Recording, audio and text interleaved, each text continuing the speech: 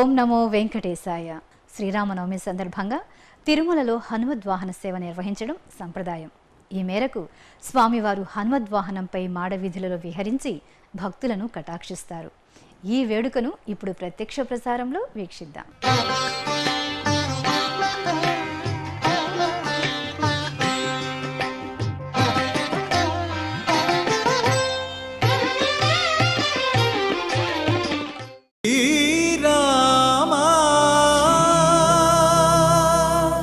జయ రామ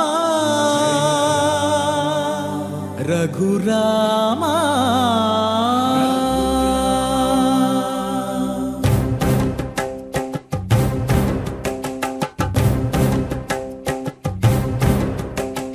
శ్రీరామ జయ రామ రఘురామ రామ రామ అని చెప్పబడినటువంటిది. అదిగో ఆ హనుమద్వాహనం మీద శ్రీనివాసుడు తానే రామావతారం అని చక్కగా అందరినీ అనుగ్రహిస్తూ ఆనంద కర్పూర నీరాజనాల్ని అందుకుంటూ బయలుదేరేటువంటి ఆ అపూర్వమైన సన్నివేశం. సాక్షాత్తుగా శ్రీరామచంద్రమూర్తి ఈ వెంకటాచలానికి విచ్చేసి వానరులతో కలిసి ఇదంతా సంచరించాడు అని భవిష్య పురాణం మనకు చెప్తోంది. వానర వీరులకు ఇక్కడ వైకుంఠ గుహ దర్శనం జరిగినదిగా మనకు తెలుస్తోంది. సాక్షాత్తుగా ఆ ఆంజనేయుడు ఈ వెంకటాచలంలోనే అవతరించిన కారణం చేత అంజనాద్రి అని పిలువబడేటువంటి ఆ అపూర్వమైనటువంటి విషయాన్ని కూడా మనం గ్రహిస్తే పరమానంద భరితులం అవుతాం. ఆ ఆంజనేయుడు సదా దాస్యభక్తితో శ్రీరాముణ్ణి వహిస్తూ దాసాంజనేయుడుగా భక్తాంజనేయుడుగా మనకు కనిపిస్తాడు. దాసోహం కోసలేంద్రస్య రామస్య అక్లిష్టకర్మణః హనుమాన్ శత్రు సైన్యానాం నిహంతా మారుతాత్మజ అర్ధయిత్వా పురీం లంకాం అభివాద్య చ మైథిలీం అన్నట్లుగా ఆ వేదవేద్యుడైన వెంకట విభుడిని తాను నిరంతరాయంగా భావన చేసేటువంటి సిరియ తిరువడి ఆ శ్రీనివాసుని నిరంతరం వహించేటువంటి ఆంజనేయ స్వామివారి యొక్క ఆ ఆలయ శిఖరాన్ని మనం దర్శించినా దూరంగా ఉండి ఆ ఆనంద నిలయ దివ్యధామ నుంచే ప్రసరించేటువంటి ఆ అమృత కిరణ స్ఫూర్తి మనకు కనిపిస్తోంది.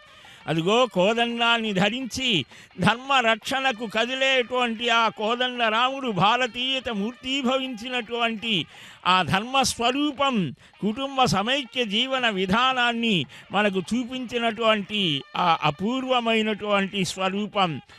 కార్ముకం చాపం ధనస్సు ధన్వం బాణాశ్రయం శరారూపం శరాసనం కోదండం సారంగం ఇలా అనేక పర్యాయ పదాలు విల్లుకి ఉన్నా ఏ పర్యాయ పదాన్ని చేర్చక ఒక కోదండ శబ్దాన్ని గ్రహించి రాముని ఇంటి పేరుగా చెప్పడం జరుగుతోంది. కోదండరాముడుగా మనం కీర్తిస్తాం.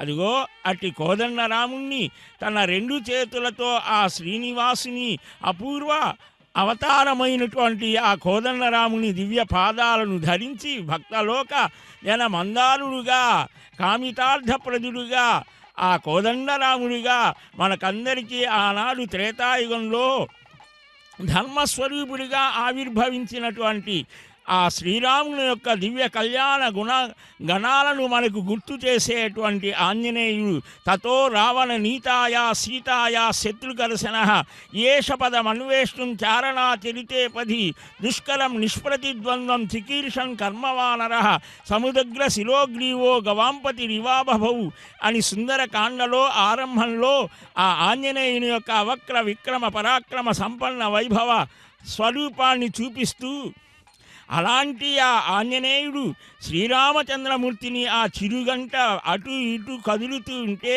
ఆ కోదండాన్ని ధరించినటువంటి స్వామిని దర్శిస్తుంటే మనలో ధర్మస్ఫూర్తి కలుగుతోంది. ధర్మజ్ఞశ్చ కృతజ్ఞశ్చ సత్యవాక్తో దృఢవ్రత చారిత్రేణ చకోయుక్త సర్వభూతేషు కోహిత అంటాడు వాల్మీకి మహర్షి. అభిజ్ఞుడైనటువంటి మహానుభావుడు నారద మహర్షిని అడిగితే శ్రీమద్ రామాయణ మహాకావ్యం ఆరంభమవుతోంది. అట్టి ఆ ఆంజనేయుడి యొక్క దివ్య స్వరూపాన్ని మనం స్మరణ చేస్తే భావన చేస్తే భక్తిలో ఒక స్ఫూర్తి కలుగుతోంది.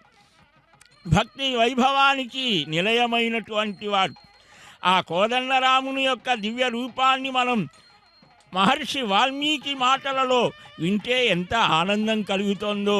ధర్మజ్ఞుడైనటువంటి వాడు, కృతజ్ఞుడైనటువంటి వాడు, సత్యవాక్ పరిపాలకుడైనటువంటి వాడు ఈ లోకంలో ఇప్పుడు ఎవరైనా ఉన్నారా అని అడిగిన ప్రశ్నకు 24,000 శ్లోకాల శ్రీమద్ రామాయణ వైభవం అంతా మన కనుల ఎదుట కనిపిస్తుంటోంది. ఆనాటి రామాయణం కలియుగ ప్రత్యక్ష దైవమైన శ్రీ వెంకటేశ్వర స్వామికి సాదృశ్యంతో సమన్వయిస్తోంది. 7 కొండలలో ఉన్నటువంటి ఆ దివ్య వైభవం 7 కాండలలో కూడా సమన్వయిస్తుంటోంది. కౌసల్య సుప్రజారామ అయినటువంటి రామచంద్రుడు ఇతడే అని అన్నమాచార్య స్వామి అద్భుతంగా గానం చేస్తాడు. అదిగో అట్టి ఆ శ్రీరామభద్రుడిని మా భుజాల మీద మేము మోసుకొని వెళ్తామని ఆనాడు శత్రుంజయమనేటువంటి పట్టపుటేనుగు యువరాజ పట్టాభిషేకానికి వెళ్ళే సమయంలో రామచంద్రమూర్తిని తాను వహించడానికి ఎలాగైతే సిద్ధమైందో ఆనాటి నుంచి మేము ఈనాటి వరకు కూడా ఈ కలియుగ ప్రత్యక్షమైనటువంటి ఆ రామ అపర స్వరూపమైన శ్రీనివాసుని కొలువులో ఉన్నాము అని ఆ గజరాజులు చక్కగా సాగేటువంటి శుభవేళలో ఆ శ్రీరామచంద్రమూర్తి నమోస్తు రామాయ స లక్ష్మణాయ దేవ్యై చ తస్యై జనకాత్మజాయై నమోస్తు రుద్రేంద్ర యమ అనిలేభ్యో నమోస్తు చంద్రార్క మరుద్గణేభ్య అంటారు ఆంజనేయ స్వామి. మా రామచంద్రమూర్తికి జయమగుగాక, లక్ష్మణ సమేతులైనటువంటి స్వామి. కానీ ఇక్కడ తాను ఒక్కడే సమస్తమైనటువంటి కలదూషణ త్రిశిలాదుల సంహారం చేయడానికి సిద్ధమైనటువంటి కోదండరాముడా కాదయ్యా. ఈ ప్రపంచంలో ఉన్నటువంటి ఆ అజ్ఞాన అహంకారాలను దునుమాడేటువంటి ఆ అపూర్వమైనటువంటి దివ్య తేజస్సుతో సాక్షాత్కరించినటువంటి కోదండరాముడా ఆంజనేయుణ్ణి అదిగో ఆ సీతా లక్ష్మణ సమేతులైనటువంటి రామభద్రుడిగా మనం భావించే స్వామి శ్రీనివాసుడిగా శ్రీదేవి భూదేవితో ఆ గోపురాల మీద దర్శనమిస్తూ ఆంజనేయ స్వామిని అనుగ్రహించేటువంటి ఆ పరమపురుషుడు ఎలాంటివాడు అనంటే మహానుభావుడు ఒక భక్తుడు అంటాడు, భండన భీముడు ఆర్తజన బాంధవుడు ఉజ్వల బాణతూన కోదండ కళా ప్రచండ భుజతండవ కీర్తికి రామమూర్తికి రెండవ సాటి దైవము లేడలుచున్ గడకట్టి భేరికాడండన దండధనుల జాండము నిండా మత్తవేదన్నము నెక్కి చాటెదా. గోపరాజు అంటాడు, రామనామ వైభవ స్ఫూర్తిని చక్కగా పొందినటువంటి మహానుభావుడు. అదిగో ఆ శ్రీరాముని యొక్క ఆ అద్భుతమైన తేజస్సు ఒకవైపు త్రిభంగాకృతిలో ఆనంద సముద్రంలో మునిగినటువంటి తన భక్తులను చూడగానే పరవశుడయ్యాడా ఈ రామభద్రుడు. భక్తుల యొక్క ఆనంద పారవస్యాన్ని తాను పొందుతూ తన భక్తులకు ఆనందాన్ని ప్రసాదించేటువంటి వాడు, ఐశ్వర్యాన్ని ప్రసాదించేటువంటి వాడు. ఐశ్వర్యం రామపూజనాత్ స్వస్య పూజనాత్. రామతాపిని ఉపనిషత్తు చెప్తోంది, కేవలం మానవులే కాదు రామసేవలో పశువులు పక్షులు మృగాలు అన్నీ కూడా సేవ చేస్తాయి. ఆ రాముని యొక్క కోదండ ధను పాండిత్యం ఎలాంటిది, ఆ శౌండీర్యం చాలా అద్భుతమైనటువంటిది అని కీర్తిస్తోంది శ్రీమద్ రామాయణం. ఆ రామాయణ మహాకావ్యాన్ని భావన చేస్తే మానవుడు మాధవ తత్వానికి దగ్గరగా వెళతాడు. అందువల్లనే తపస్వి అయినటువంటి మహానుభావుడు అభిజ్ఞుడు వాల్మీకి మహర్షి ఆ రామతత్వాన్ని గ్రహించి ఆ కావ్య రూపంలో అందించాడు మనకు. సీతమ్మ తల్లి ఒక ప్రక్క ఆ రాముని యొక్క మహత్వాన్ని గుర్తించి సేవించి తరించినటువంటి సన్నివేశాన్ని మనం రామాయణంలో చూస్తాం. మరి ఆంజనేయుడు భక్తుడిగా పరమ భాగవతోత్తముడిగా ఆ ఆంజనేయుడు నిరంతరం కిష్కింధకాండలో ప్రవేశిస్తాడు. నా ఋగ్వేద వినీతస్య నా యజుర్వేదధారిణ నా సామవేద విదుష శక్యమేవం ప్రభాషితం. సాక్షాత్తుగా రామభద్రుడి చేత ప్రశంసని పొందినటువంటి వాడు. నూనం వ్యాకరణం కృత్స్నం అనేన బహుధాశ్రుతం.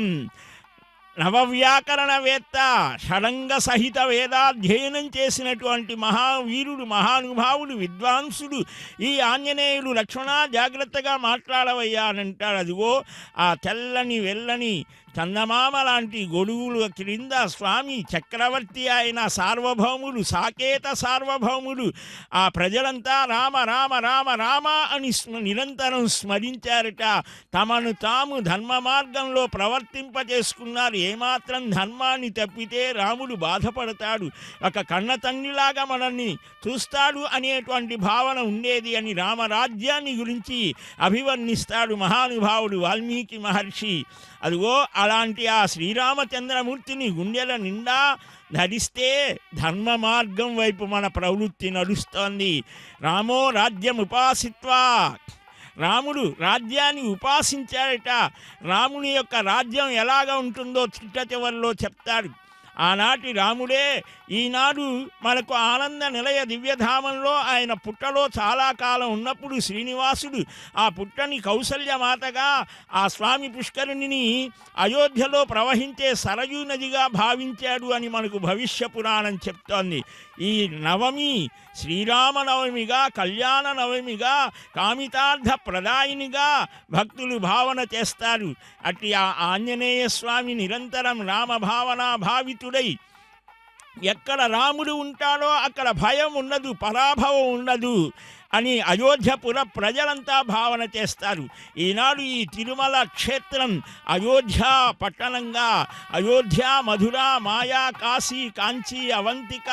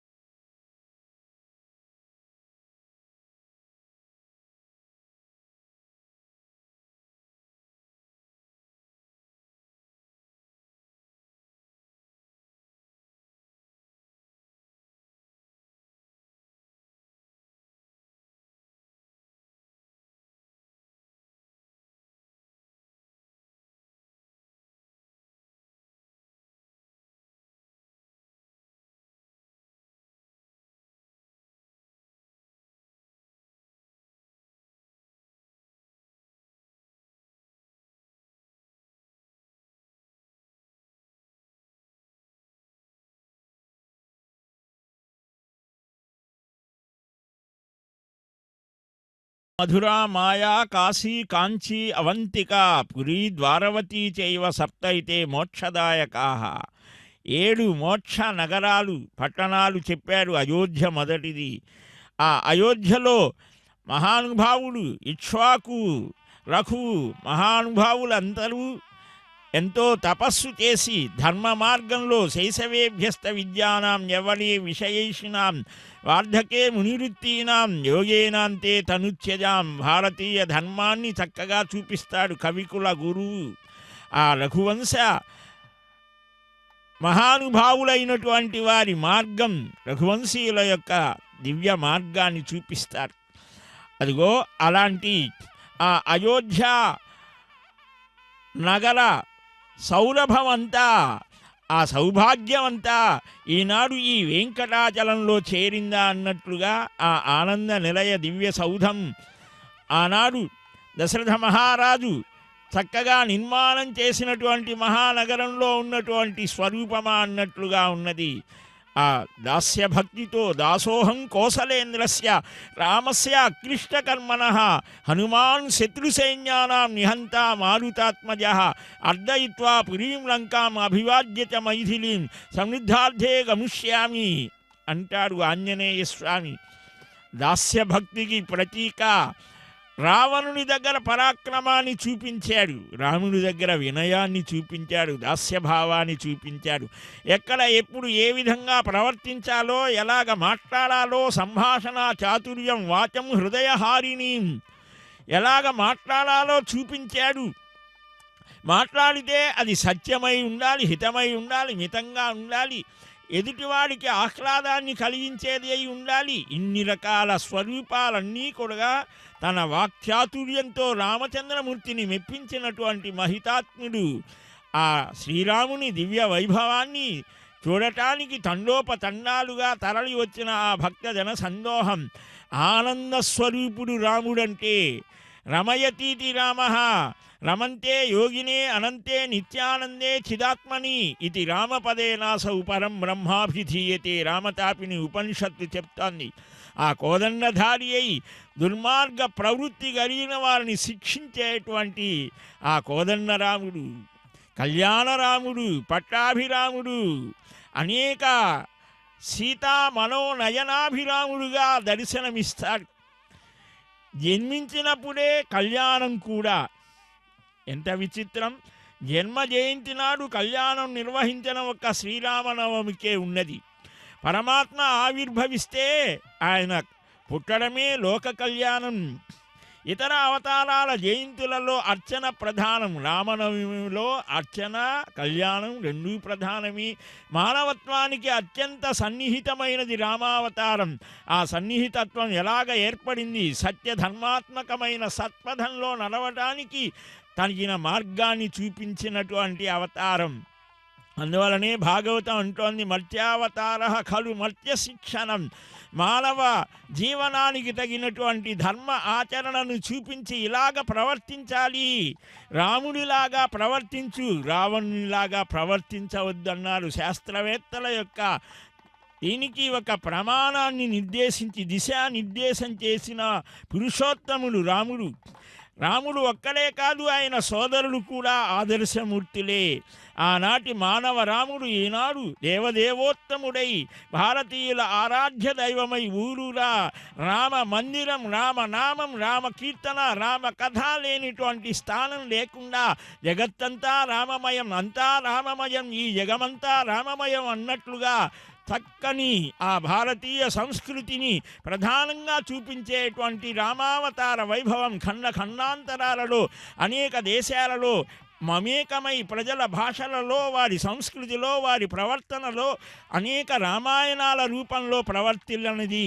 అనేక కీర్తనలు, నాటకాలు, దాదాపు 60 నాటకాలు సంస్కృత భాషలో, మహావీర చరిత్ర మొదలైనటువంటి ఆ నాటకాలు, భవభూతి, భాసుడు మొదలైనటువంటి మహాకవులంతా కాళిదాసాదులు కీర్తించారు రామ కథా దివ్య వైభవ స్ఫూర్తిని. మహావీర చరిత్ర, ఉత్తర రామ చరిత్ర, కుందమాల, రామాభ్యుదయం, బాలరామాయణం, ఆశ్చర్య చూడామణి, అనర్ఘరాఘవం, మహానాటకం, రఘువిలాసం, రాఘవాభ్యుదయం, ప్రసన్న రాఘవం, రాఘవాభ్యుదయం, జానకీ పరిణయం, రాఘవానందం, ఇలా ఎన్నెన్నో ఉన్నాయి. ఆ రాముణ్ణి, రామకథని, వాల్మీకి మార్గాన్ని పట్టుకొని చెప్పినటువంటి నాటకాలు సంస్కృతంలో 63 దాకా ఉన్నాయి.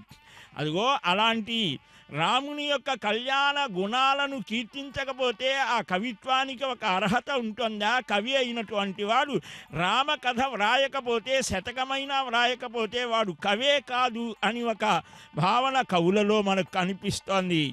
రామనామ సంకీర్తన చేయకపోతే త్యాగయ్య 24,000 కృతులు రామనామాన్ని పట్టుకొని ఆ రాముని యొక్క ఆ కోదండాన్ని సప్తస్వర స్వరూపంగా భావన చేసి నాదోపాసన చేశాడు.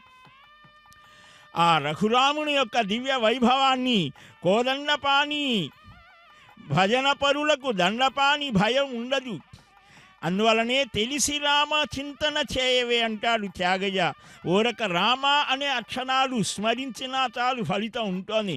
కానీ రామతత్వం తెలిసి చింతన చేస్తే మహాఫలం ఉంటుంది.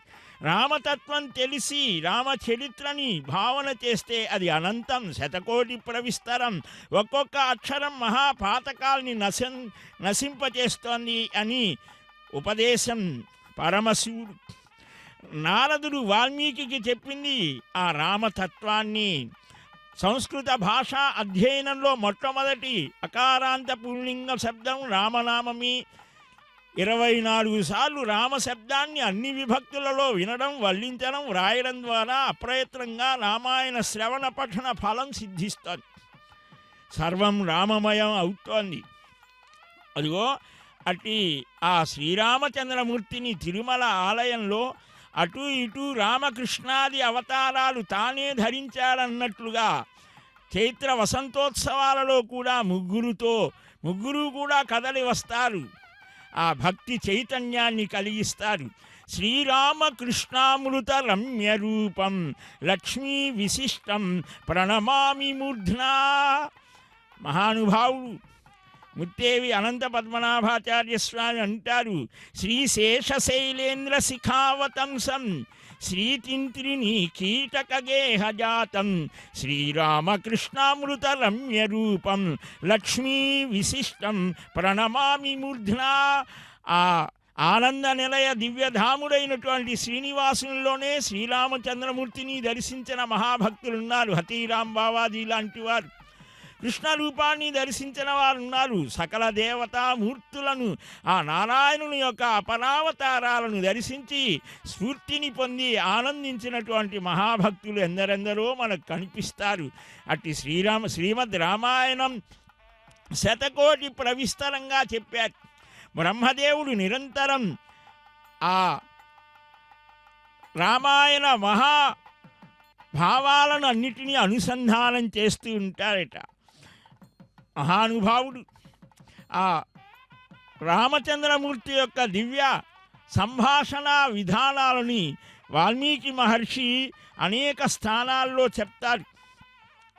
మానవులైనటువంటి వారు మానవీయ సంబంధాలలో ఒక తండ్రిగా, ఒక కుమారుడుగా, ఒక శిష్యుడిగా, ఒక ప్రభువుగా, ఒక స్నేహితుడిగా మనుష్యుడైనటువంటి వాడు ఎలాగ మెలగాలో చూపించాడు.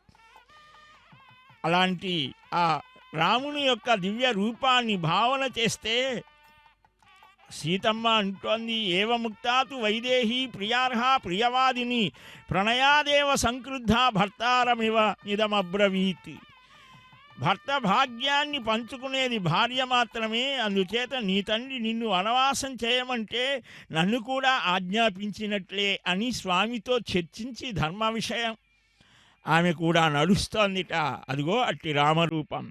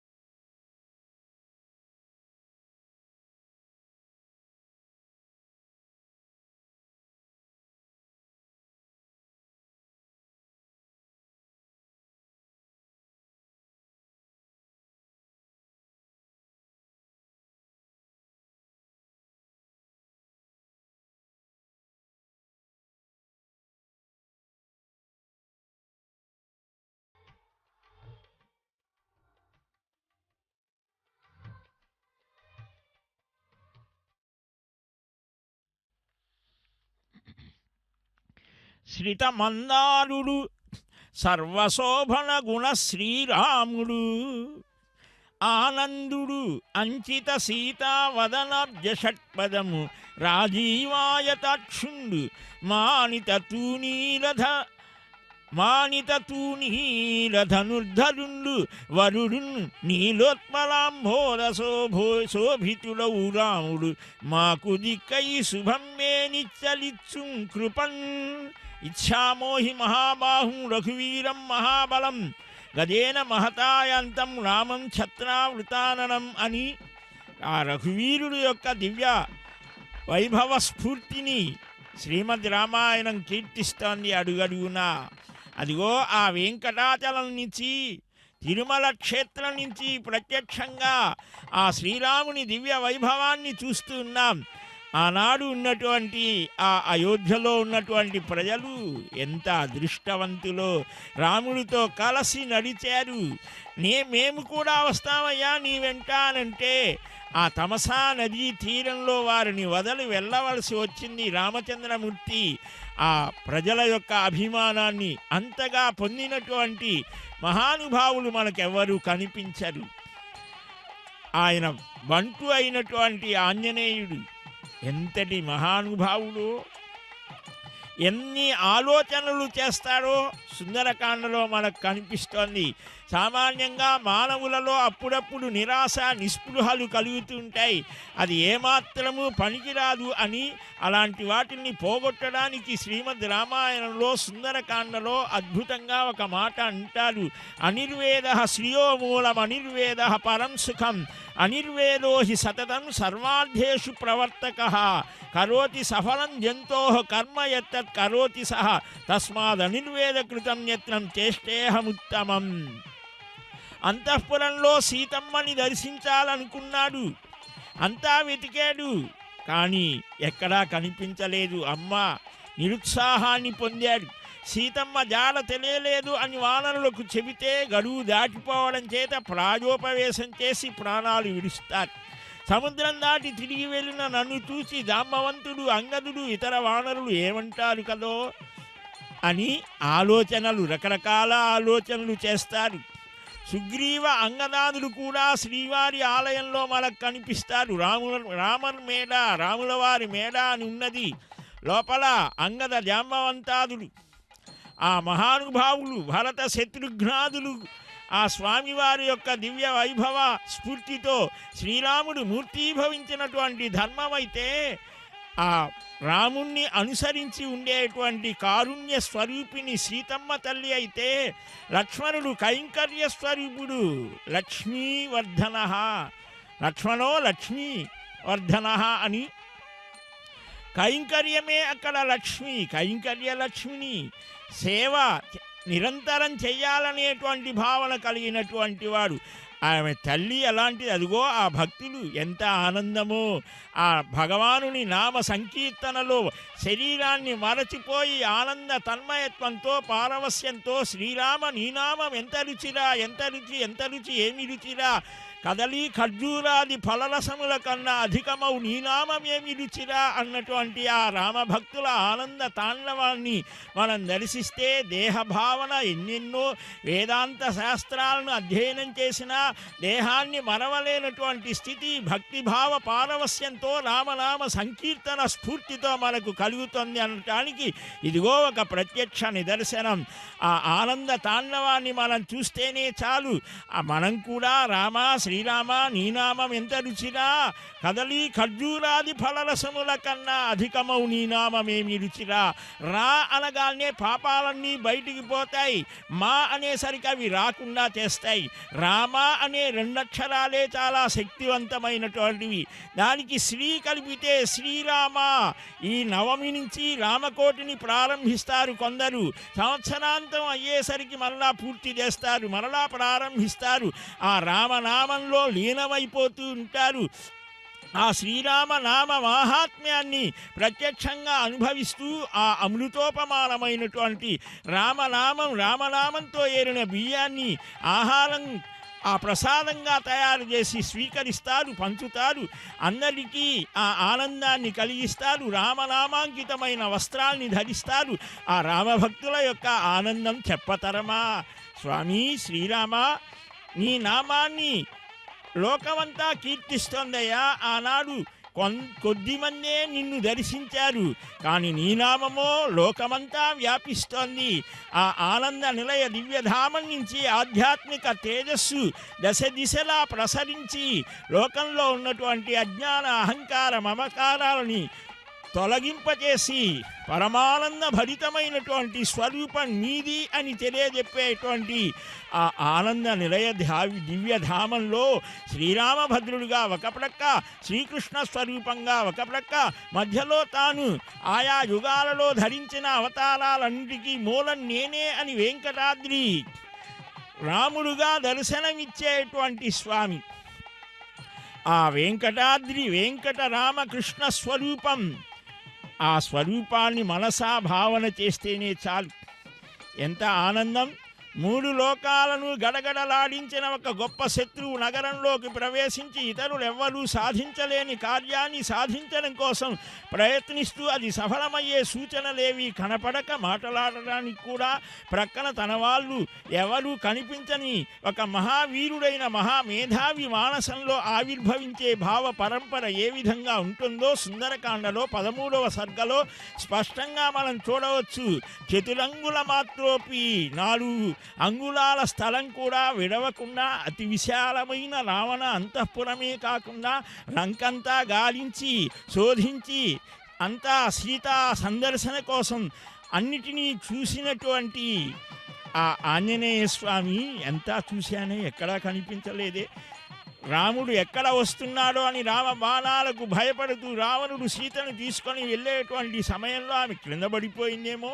క్షిప్రముత్పతతో మన్యే సీతామాదాయ రక్షసః బిభ్యతో రామ బాణానామంతరా పతితా భవేతి. ఇలా ఎన్నో ఆలోచనలు చేశాడు.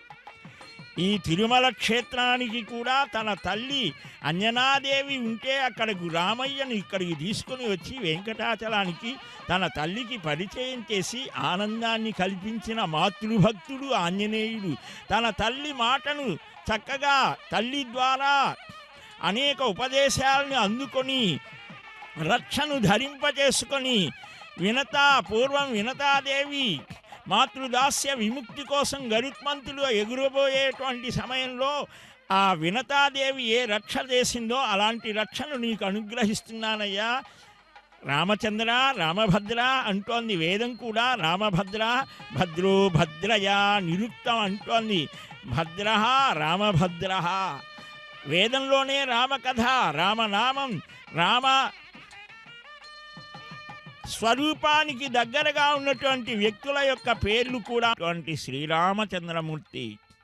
రామ కమలపత్రాక్ష సర్వసత్వ మనోహర అని చక్కగా ప్రతి కాండలో కూడా శ్రీరాముని యొక్క ఆ అద్భుతమైన స్వరూపాన్ని, గుణాలను, ఎక్కడ రూపం ఉంటుందో అక్కడ గుణం కూడా ఉన్నప్పుడే దానికి శోభ. కళ్యాణ గుణాలన్నీ కూడా రామునిలో చేరి ఉన్నాయట. మా తప్పే ఉన్నదయ్యా, మీరు అందరూ రామాయణం రామకథ నిరంతరం అవే వ్రాస్తారేమిటి అని అంటే ఒక మహాకవి చెప్తాడు, కళ్యాణ గుణాలన్నీ ఆయనలో చేరి ఉన్నాయి, ఆయన తప్ప మరొక నాయకుడు మరొకెవరు కనిపించరలేదు అని అంటారు. అదిగో అలాంటి రామచంద్రమూర్తి సర్వాకర్షకమైనటువంటి స్వరూపంతో నిండు వెలుగులో ఆ హనుమద్వాహనాన్ని అధిరోహించి అడుగడుగునా ఆనంద కర్పూర నీరాజనాలను అందుకుంటూ ఆనంద నిలయ దివ్యధాముడిని నేనే అని సూచిస్తున్నాడా అన్నట్లుగా చక్కని చిరునవ్వులు చిందిస్తూ ఈ శ్రీవారి ఆనంద నిలయ దివ్యధామంలో జటామండల శోభితులైనటువంటి రాముడుగా ఉంటాడు. ఆయనకు కిరీటాన్ని ధారణ చేసి ఆ అద్భుతమైన కోదండాన్ని ధరింపచేసి హనుమద్వాహనాన్ని అధిరోహింపచేసి ఈనాడు నవమి ఆస్థానం కూడా జరగబోతోంది. ఇది అయిన తర్వాత ఆ భక్తులు నిరంతరం ఆ రాముని యొక్క ఆ స్వరూపాన్ని కనులారా దిర్రుకోవాలి అని రామనామాన్ని స్మరిస్తూ రమయతీతి రామ అని అన్నటువంటి ఆ అద్భుతమైన రామరూపాన్ని భావన చేస్తూ ఆయనని వహించేటువంటి ఆంజనేయుడి యొక్క దివ్య రూపాన్ని కూడా మనసారా భావిస్తూ ఉన్నారు. ఎంత గొప్పవాడు ఆ రామదాసు, రామ భక్తుడైనటువంటి ఆంజనేయుడు అనంటే సీతమ్మ తల్లి స్వయంగా సీతామహాసాధ్వి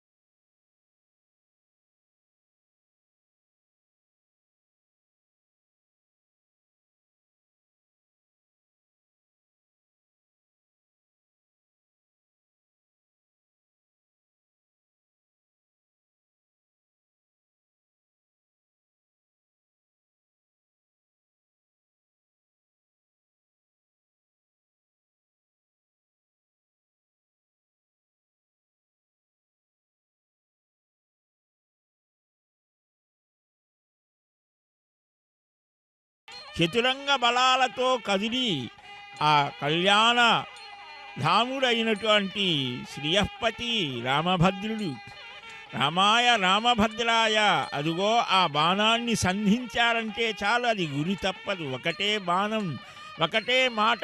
రామో ద్విన్నాభిభాషతే అని అంటాడు. రాముడు ఒక మాట మాట్లాడితే అది జరిగి తీరవలసినది. ఆయనను సేవించేటువంటి ఆ హనుమంతుడు కూడా అంతే. స్వయంగా సీతమ్మ తల్లి ప్రశంసిస్తోంది, నాయనా హనుమ, ఈ పూట ఇక్కడ ఉండి వెళ్ళవచ్చు కదా, నా విషయాన్ని రాముడితో విన్నవించు, నా దుఃఖాన్ని పోగొట్టమని అంటోంది. అట్టి ఆ ఆంజనేయ స్వామి వారి ఆ అపూర్వమైనటువంటి చాతుర్యం మద్విశిష్టాశ్చ తుల్యాశ్చ సంతి తత్ర వనౌకసః మత్తః ప్రత్యవరః కశ్చిన్నాస్తి సుగ్రీవ సన్నిధౌ అహం తావదిహ ప్రాప్తః కిం పునస్తే మహాబలాః నహి ప్రకృష్టాః ప్రేష్యంతే హీతరే జనాః అని సీతమ్మని సందర్శించి సీతా తత్వార్థకోవిదః సీతమ్మ యొక్క దివ్య స్వభావాన్ని చూసి పాపానాం వా శుభానాం వా వదార్హానాం ప్లవంగమా కార్యం కరుణమార్యేన నకశ్చిన్నాపరాధ్యతి సీతాచరమశ్లోకం అన్నారు. సీతమ్మ హృదయాన్ని గ్రహించినటువంటి ఆంజనేయుడు ఆ సీతమ్మ మహత్వాన్ని భావన చేసి రామయ్య కంటే కూడా సీతమ్మ ఎంత గొప్పది అనుకొని ఒక్కసారి ముచ్చటపడిపోయాడట. శ్రీరామచంద్రమూర్తి సీతమ్మ ప్రక్కన లేని సమయంలో రాక్షస సంహారం చేశాడు. సీతమ్మ ప్రక్కన ఉంటే ఆమె అలాగ చెయ్యనివ్వదట. మనకేమిటి పని, అలా చేయకూడదు. ధర్మ విషయంలో రామయ్యతో చర్చించగలిగేటువంటి తల్లి ఆ సీతమ్మ. దేవ్యా కారుణ్య రూపయా మహాకరుణా స్వరూపిణి ప్రణుత ప్రసన్న జానకి. రాక్షస స్త్రీలు తనను బాధించినా కూడా వారిని అనుగ్రహించిన తల్లి. అదిగో ఆ రామప్రసాదం, రామానుగ్రహం మనకందరికీ కలిగించేట్టుగా ఆనంద కర్పూర నీరాజనం వేద వేదాంత వేద్యాయ మేఘశ్యామల మూర్తయే పుంసాం మోహన రూపాయ. పురుషుల్ని కూడా మోహింపచేసే అద్భుతమైన సౌందర్య రసస్వరూపుడు శ్రీరామభద్రుడు. అదిగో అట్టి రామభద్రుణ్ణి ఆయన కళ్యాణ గుణాలను భావన చేసేటువంటి మహద్భాగ్యం ఆ ఆంజనేయుడు చక్కగా వహిస్తూ, అమ్మా సీతా సందర్శనం చేసి వెళ్ళే సమయంలో ఇలా అంటాడు, నీవు తిరిగి రావడానికి వెళ్ళిన తర్వాత నేను ఎలా ఉంటానో సందేహమే. ఒక దుఃఖం తర్వాత మరొక దుఃఖంతో బాధపడే నన్ను నీవు కనపడకపోవడం వల్ల కలిగే దుఃఖం కూడా బాధిస్తోంది అంటోంది తల్లి సీతమ్మ. ఇలా అంటూ ఇక్కడికి ఎలా వస్తారయ్యా రామాదులు అనంటే, అమ్మా సుగ్రీవుని దగ్గర నాకంటే చాలా గొప్పవారు ఉన్నారు. నాకంటే తక్కువ వారెవరూ లేరన్నారట. నేనే ఇక్కడికి రాగలిగితే వాళ్ళ మాట చెప్పాలా? ఏదైనా పనిలో విషయంలో చిన్నవాళ్ళని పంపుతారు, పెద్దవాళ్ళని పంపరు కదా, అందువలన నన్ను పంపించారు అని మహా వినయ వినమ్ర భావంతో చెప్తాడు. అదిగో చిన్న వయస్సు నుంచే పిల్లలకు భక్తి భావాన్ని మనం కల్పిస్తే ఆ రామనామంతో రామనామ సంకీర్తన చేత పవిత్రమైన హృదయాన్ని పొందినటువంటి ఆ భారతీయుల జీవన విధానం చాలా చక్కగా సాగుతోంది. ఆ రామరూపాన్ని దర్శించాలనే ఆతృతతో ఆనాడు అయోధ్యాపుర ప్రజలంతా రాముడికి ఎలాగైతే స్వాగతం చెప్పారో 14 సంవత్సరాల వనవాసాన్ని ముగించుకొని ధర్మ నిరతులైనటువంటి రామభద్రుని దర్శనం పరమానంద ఆహ్లాదకర పూరితమైనటువంటి సన్నివేశాన్ని మనకు గుర్తుకు తెస్తూ ఉన్నది ఈ వెంకటాచలమంతా. అయోధ్యాయి కార్యే కర్మని నిర్దిష్టేయో బహూన్యపి సాధయేతు పూర్వకార్య విరోధేన స కార్యం కర్తుమర్హతి అని ఆంజనేయ స్వామి నిరంతరం రామభావనలో మునిగి తేలి రాముని యొక్క మనస్సు ఎలాగ ఉంటుంది, ఈ సన్నివేశంలో ఈ సమయంలో ఇలాగ ప్రవర్తిస్తే రాముడు ఎలాగ మన